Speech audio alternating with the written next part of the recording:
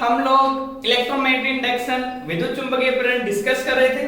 आज हम लेके चल रहे हैं उसका थर्ड पार्ट जो सबसे इंपॉर्टेंट है और उसमें हम लोग पढ़ने जा रहे हैं विद्युत चुंबकीय प्रेरण के बारे में। आपको बता दूं मैं विद्युत चुंबकीय प्रेरण के बारे में दो साइंटिस्ट थे, उन्होंने अच्छे एक्सपेरिमेंट किए और उन एक्सपेरिमेंट से उन्होंने दिखाया कि वास्तव में विद्युत चुंबकीय प्रेरण होता कैसे है। ओके, तो आज हम लोग उसको डिस्कस करने जा रहे हैं। तो आपको बता दूं मैं सबसे पहले हम लोग फेराडे और हेनरी के बारे में पढ़ेंगे, उन्होंने क्या क्या एक्सपेरिमेंट किए थे और क्या क्या उन्होंने किया था। तो सबसे पहले आपको बता दूं मैं फेराडे ने एक एक्सपेरिमेंट किया जिसमें उन्होंने एक कुंडली ली और कुंडली के साथ उन्होंने एक धारामापी संयोजित किया और धारामापी संयोजित करके उसके पास में एक चुंबक रखी और चुंबक से उन्होंने विद्युत बनाई। किससे बनाई? चुंबक से विद्युत बनाई, जिसको क्या बोला गया? विद्युत चुंबकीय प्रेरण। तो किस प्रकार से हुआ अभी हम लोग डिस्कस करने वाले हैं। तो सबसे पहले आप लोग एक अच्छा सा डायग्राम बनाएंगे और आप साथ साथ करते चलेंगे।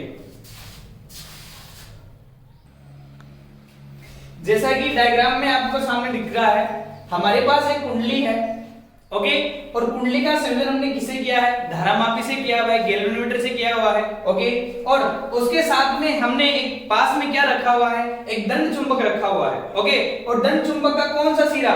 एन ध्रुव इसके पास रखा है हमने, ओके। जैसा कि आप लोग इस एरो से स्पष्ट हो रहा है कि हमने सबसे पहले इस एन ध्रुव को किस तरफ ले जा रहे हैं? हम लोग इस कुंडली की तरफ ले जा रहे हैं। तो आप जानते हैं, आप क्या जानते हैं, जो चुंबकीय बल रेखाएं होती हैं, चुंबकीय बल रेखाएं होती हैं वो एन से बाहर की तरफ निकलती हैं, ओके। और आप ध्यान से देखिएगा चुंबकीय बल रेखाएं यहां पर बहुत ज्यादा सघनता में है और यहां विरलता में है।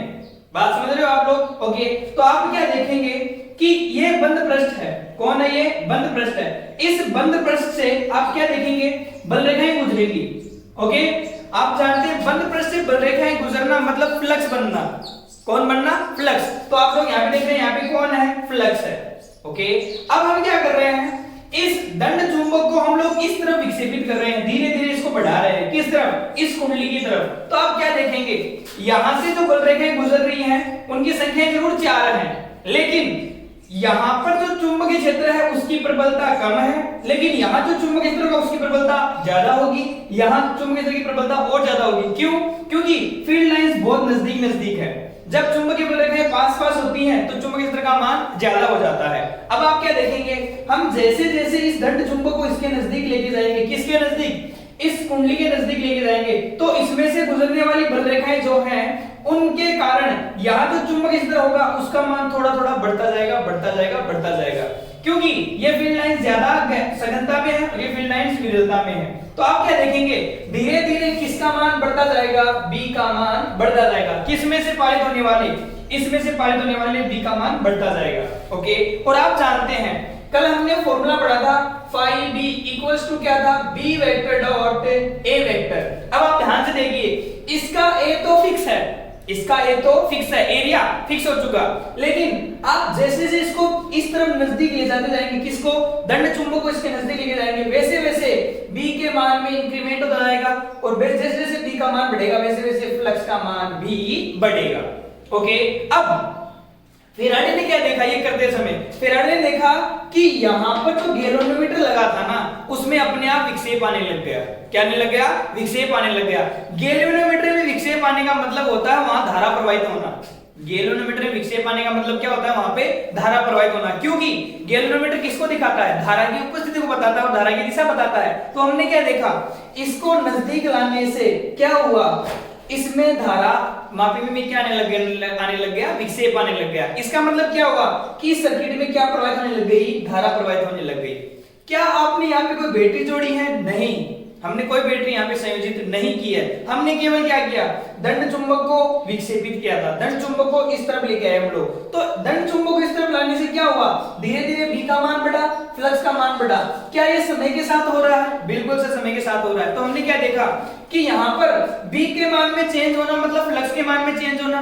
बात समझ रहे हो? और वो समय के साथ हो रहा है। इसका मतलब ये हुआ कि कहीं ना कहीं ये जो धारा इसमें बन रही है वो धारा किस पर डिपेंड कर रही है? फ्लक्स में परिवर्तन पे डिपेंड कर रही है। और किसके सापेक्ष? समय के सापेक्ष।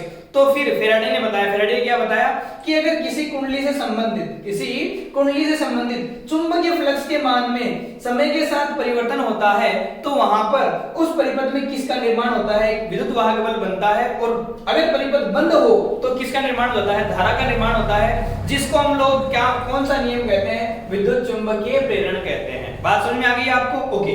फिर फेराडे ने लगे हाथ एक काम और किया। क्या किया उसने इसकी डायरेक्शन इस तरफ कर दी, इसकी डायरेक्शन इस तरफ कर दी। समझ रहे हो? डायरेक्शन इस तरफ करने का मतलब हो गया कि पहले तो हम लोग इधर विक्षेपित कर रहे थे दंड चुंबक को, अब दंड चुंबक को हम इस कुंडली से दूर लेके आ रहे हैं। बात समझ रहे हो? अब आप सोचिए, जब हम इसको इसके नजदीक लेके जा रहे थे तो यहां पर जो चुंबकीय क्षेत्र उसका मान बढ़ रहा था, क्योंकि ये सघन भाग इसके अंदर से जा रहा था। अब क्या होगा, ये दूर आ रहा है, मतलब सघन भाग इससे दूर आ रहा है, और यहां से जो चुंबकीय क्षेत्र है उसका प्रबलता क्या होने लग जाएगी, धीरे धीरे कम होने लग जाएगी। मतलब इस स्थिति में जब ये इधर आ रहा होता है, इस स्थिति में किसका मान कम होने लग जाएगा, धीरे धीरे इसमें से पारित चुंबकीय क्षेत्र का मान कम होने लग जाएगा। मतलब धीरे धीरे क्या होगा, बी का मान कम होगा। अगर बी का मान कम होगा तो फाई का मान भी कम होगा। समझ रहे हो आप? ओके।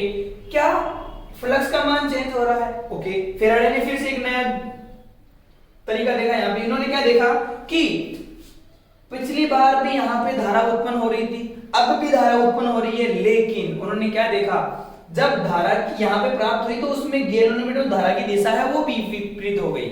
जब पहले धारा की दिशा इस तरफ थी तो अब धारा की दिशा क्या हो गई, विपरीत हो गई। इसका मतलब ये हुआ कि यहाँ पर जो धारा उत्पन्न हो रही है वो धारा इसकी दिशा पर निर्भर कर रही है। अगर हम लोग इसको नजदीक लेके जा रहे हैं तो धारा की दिशा इस तरफ थी, अगर दूर लाए तो धारा की दिशा उसके विपरीत आ गई। बात समझ रहे हो आप लोग? मतलब चुंबकीय क्षेत्र की दिशा विपरीत करने पर धारा की दिशा भी विपरीत हो रही है।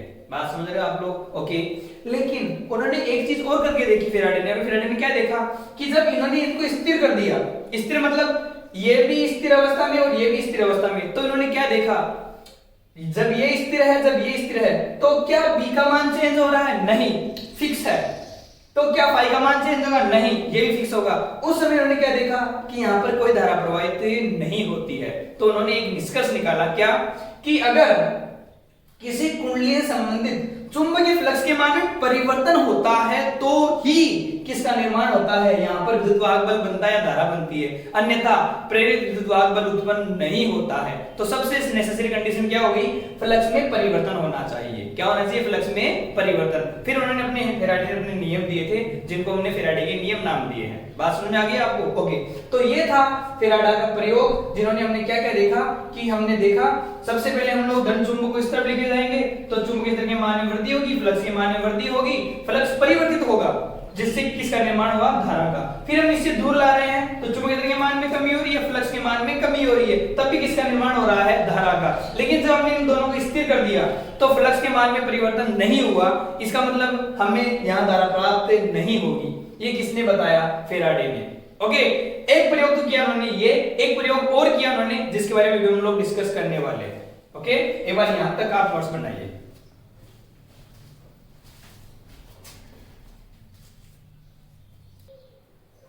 दूसरे प्रयोग में इन्होंने क्या किया, जो दंड चुंबक थी उसको हटा दिया इन्होंने, रिप्लेस कर दिया, और उसकी जगह क्या लगा दिया इन्होंने, एक दूसरी कुंडली लगाई और कुंडली के साथ में क्या जोड़ दिया, एक सेल जोड़ दिया। बात समझ रहे हो आप लोग? ओके। और आप जानते हैं जब किसी कुंडली में धारा प्रवाहित की जाती है तो उसके चारों तरफ क्या बन जाता है, चुंबकीय क्षेत्र बन जाता है। चुंबकीय क्षेत्र मतलब वहां पे चुंबकीय बलरेखाएं होंगी और ये बलरेखाएं किसमें से गुजरेंगी, इस पहले वाली कुंडली में से गुजरेंगी। ओके। अब फिर से वही फेराडे ने क्या किया, वही किया जो धन चुंबक के साथ किया था। इन्होंने क्या किया, इस C2 कुंडली को इसके नजदीक लेके गया। किसके नजदीक?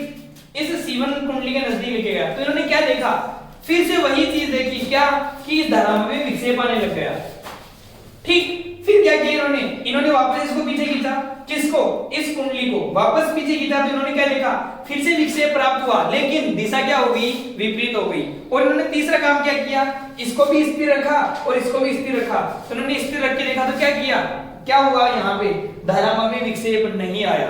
इसका मतलब फिर से वही काम हुआ, क्या कि अगर आप इसको गति करवाते हैं, इसको नजदीक लेके जाते हैं, इससे दूर लेके आते हैं, तो यहाँ पर जो यहाँ जो चुंबकीय फ्लक्स बनता है उसके मान में क्या हो रहा है, परिवर्तन हो रहा है। तो तो चुंबकीय फ्लक्स के मान में परिवर्तन होने से तो यहाँ पर विद्युत वाहक बनता है और धारा प्रवाहित होती है। अन्यथा जब अगर आप इसको स्थिर अवस्था में रखते हैं तो यहाँ पर फ्लक्स में परिवर्तन नहीं होता है, जिसकी वजह से यहाँ पर धारा प्रवाहित नहीं होती है।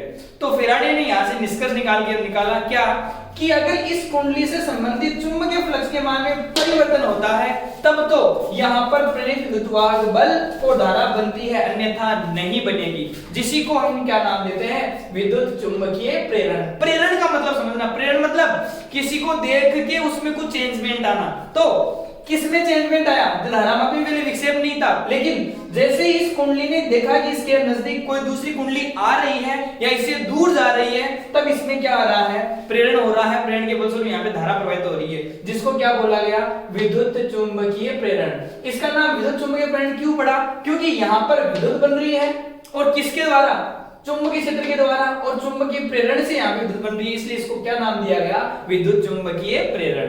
अब विद्युत चुंबकीय प्रेरण की डेफिनेशन आती है सामने, और उसको हम लोग कैसे लिखेंगे, देखिए हम परिभाषा क्या लिखेंगे इसकी, सुनेंगे। जब किसी कुंडली से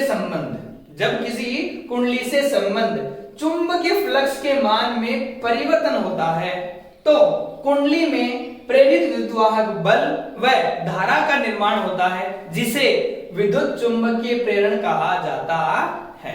ये आप लोग इसकी डेफिनेशन लिख देंगे इजीली। ओके, आप घर बैठ के इसके नोट्स बनाएंगे, और अगर आपको कोई डाउट है तो आप बिना किसी संकोच के आप लोग पूछ लेंगे। ओके बच्चों, बाकी चीजें पढ़ेंगे नेक्स्ट लेक्चर में। तब तक के लिए गुड बाय, गुड लक। और अगर आपको हमारा वीडियो पसंद आता है तो आप इसे लाइक कीजिए, अपने फ्रेंड्स तक शेयर कीजिए। ओके।